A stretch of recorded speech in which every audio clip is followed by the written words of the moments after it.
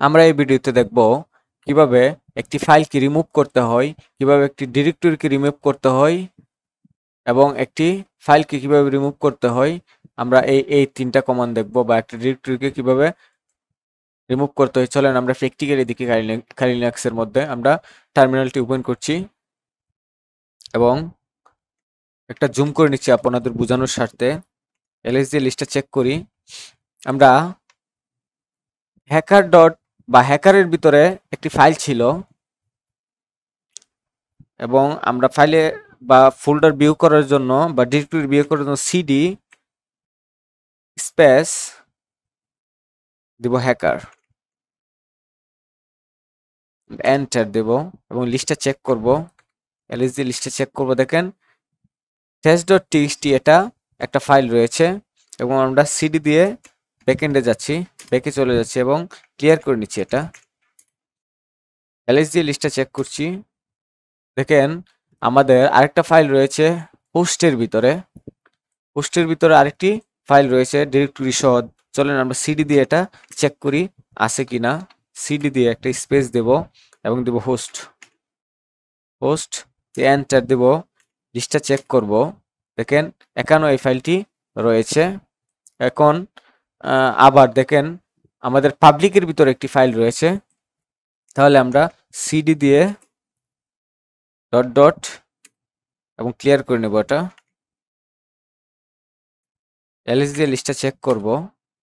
দেখেন আমরা এখন পাবলিকে যাব, সিডি পাবলিক লিখব, পাবলিক পাবলিক দিয়ে এন্টার দিব এবং আবার লিস্টটা চেক করব। দেখেন এটার ভিতরেও পাবলিকের ভিতরেও এটা রয়েছে। তাহলে এটা রিমুভ করার জন্য আমরা দেব rm।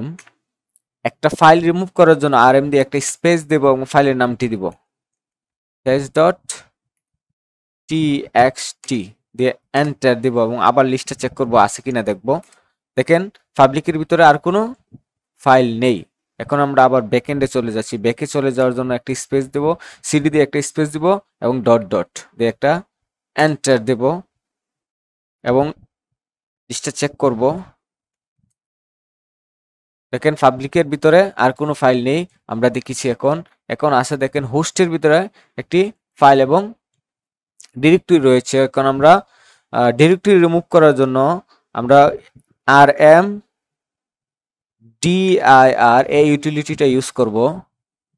সরি, rm dir এই ইউটিলিটিটা ইউজ করব হলো ডিরেক্টরি রিমুভ করার জন্য। একটা স্পেস দেব, এখন লিখব হোস্ট,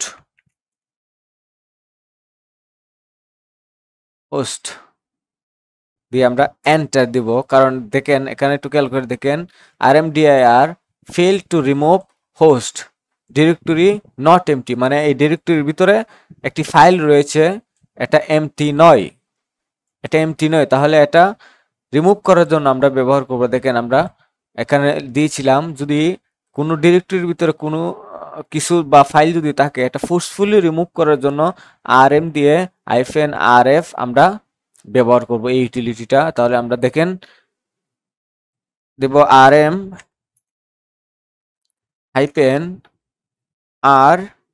-rf দিয়ে ডিরেক্টরির নামটা দিব হোস্ট।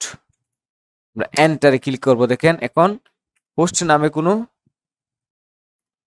সিডি দিয়ে আমরা চেক করব লিস্টে। দেখেন হোস্ট নামে কোনো, দেখেন এটাতে ছিল হোস্ট, কিন্তু এটাতে আর হোস্ট নামে কোনো ডিরেক্টরি নেই।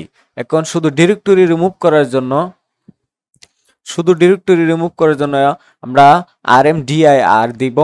চলেন আমরা একটা ডিরেক্টরি তৈরি করে নিই এবং রিমুভ করে আপনাদেরকে দেখাই। mkdir এটা হলো ডিরেক্টরি তৈরি করার জন্য এবং ডিরেক্টরির নাম দিচ্ছি হোস্টই ধরেন, হোস্ট দিয়ে এন্টার দিব এবং লিস্টটা চেক করব। দেখেন হোস্ট নামে এই ডিরেক্টরিটা এখন তৈরি হয়েছে। এটার ভিতর কিছু আছে কিনা আমরা সিডি দিয়ে চেক করব। সিডি দিয়ে সেন্স ডিরেক্টরি দিব, হোস্ট দিয়ে এন্টার দিব এবং এলএস দিয়ে লিস্টটা চেক করব। দেখেন এটার ভিতর কিছু নেই এবং সিডি দিয়ে স্পেস ডট ডট দিয়ে একটা ব্যাকে চলে যাব এবং আবার লিস্টটা চেক করব আমরা।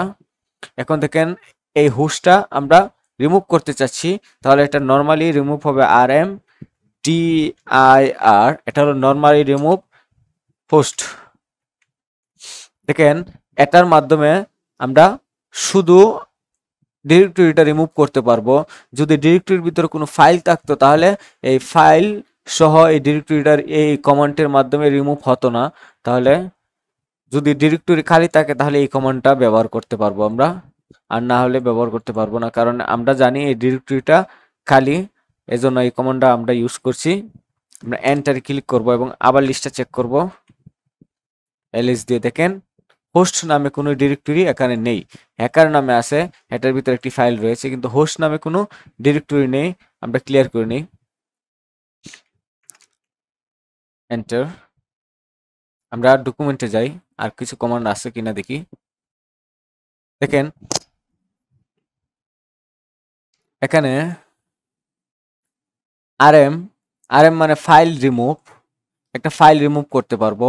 এবং RMDIR এটা ডিরেক্টরি রিমুভ করার জন্য, যদি খালি ডিরেক্টরি থাকে এই খালি ডিরেক্টরিটা রিমুভ করার জন্য RMDIR ব্যবহার করব। এবং যদি ডিরেক্টরির ভিতরে কোনো ফাইল বা ফোল্ডার থাকে তাহলে ফাইল ফোল্ডার সহ রিমুভ করার জন্য RM-RF মানে ফোর্সফুলি এটা রিমুভ